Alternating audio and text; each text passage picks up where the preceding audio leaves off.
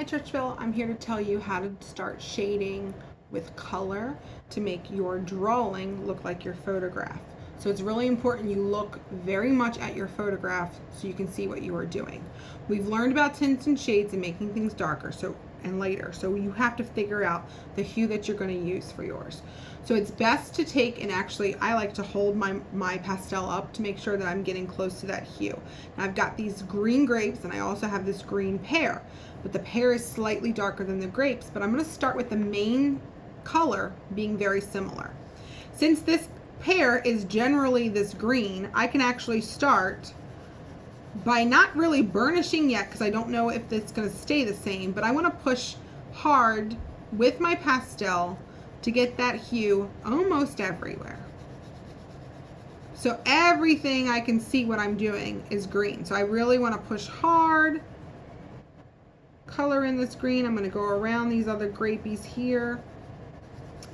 And because this green is darker than the green of my grapes, if I were to make my grapes the same color, everything's going to blend together.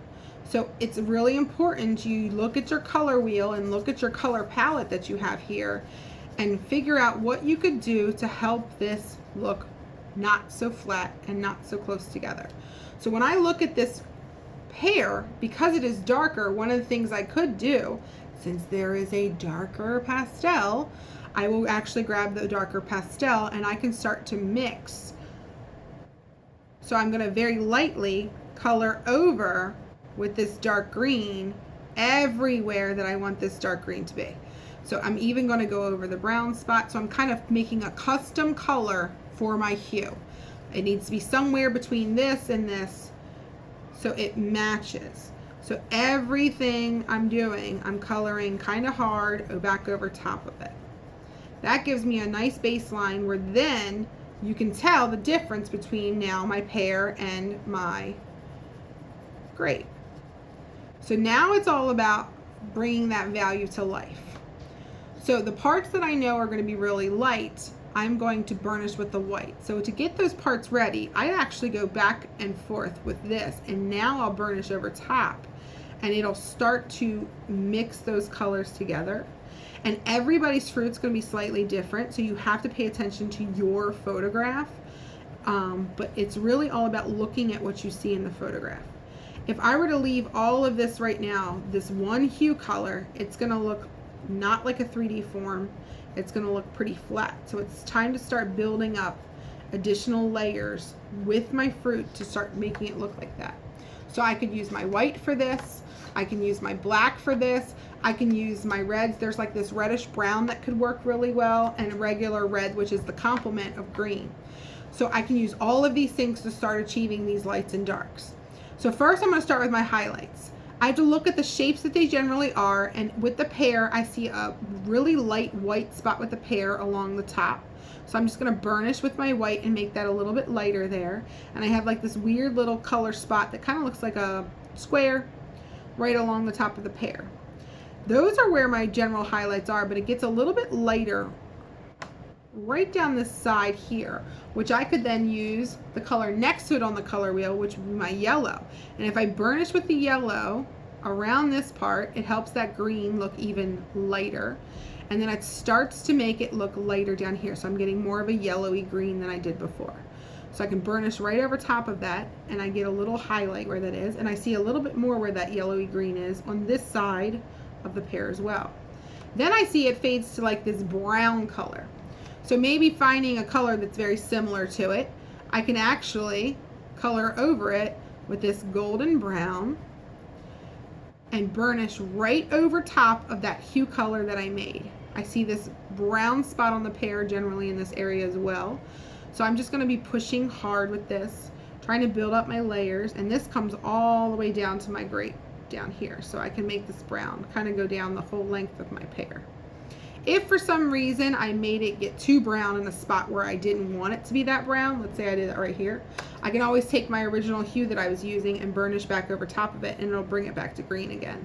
This is a good way to kind of mix your paints together as well, to have it fade back out to that hue. So I can take that general green and all along those areas, just start filling those in. I see other areas where it gets even darker. So I can go back to that regular green that is like that grassy green and make those areas get darker and darker and darker, especially as I get closer to the grape itself down here and that cast shadow along the bottom of that pear. It becomes a lot darker. But this is where you're going to start mixing with your things. Black can become a very powerful color. So when you do the black, to add that little bit, you can see right there, right next to that grape, I get very, very dark. But if I burnish with this, it's going to look plain black, and that doesn't look like what I want it to. So very gently, I'm going to not burnish. I'm just going to put a little bit of black around this area, but I'm going to go back to my hue and burnish over top of that and mix that together. So it's going to make a little bit of a darker color right there. So it makes like a nice darker green. This could also be achieved, which I'll show you on this side, with adding its complement. The complement, you might just have to push a little bit harder to get it to look darker. Sometimes I'll do a combination of both.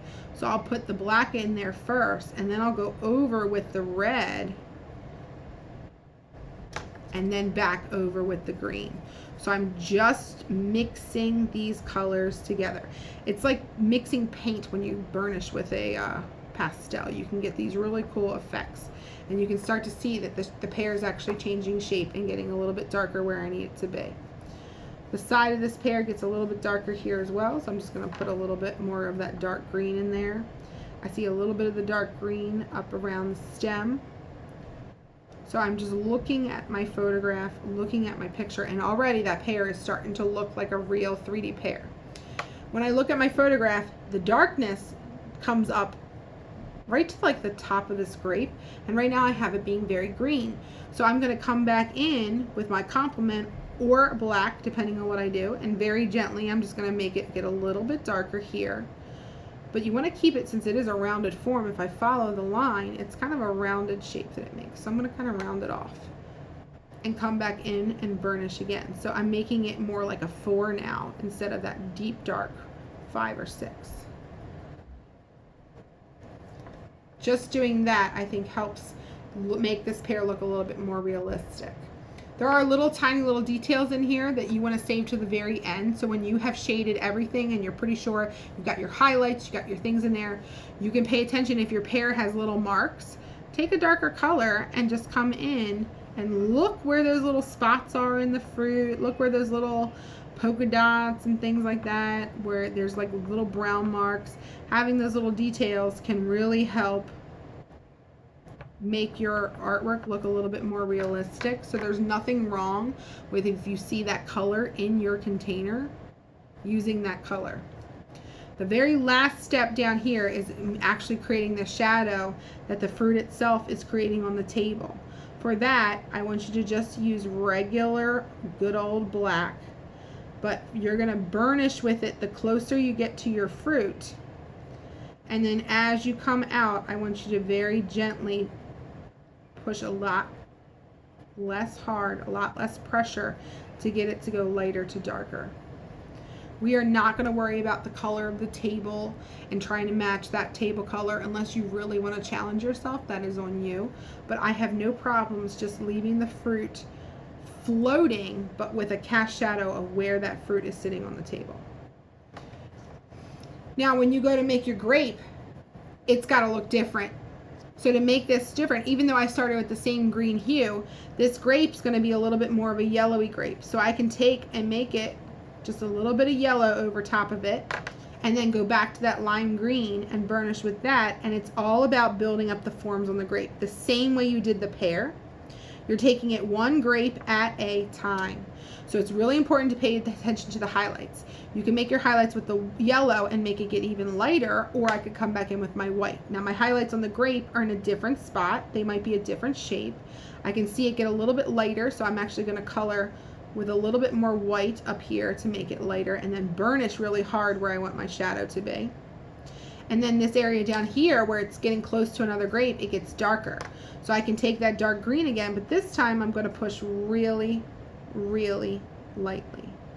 The careful thing you have to do, or the thing you have to be really careful about with pastels, is if you use that color and another color mixing, like I had my red with this, I had to clean it off a little bit to get that little bit of red off of there.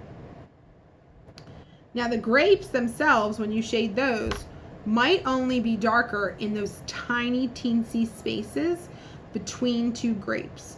So between these two grapes, it gets really dark, like right here, and that's where I can pull out my Tints and Shades Lot knowledge again and come in with a little bit of black or a little bit of red, and in that little space between those two grapes, make that really nice dark green. So again, it's a lot of layering, and that one grape now looks shaded. Now you just have to do that for each individual grape. Good shading takes time. Go slow, take your time, and look at your photograph. The answers are in your photograph.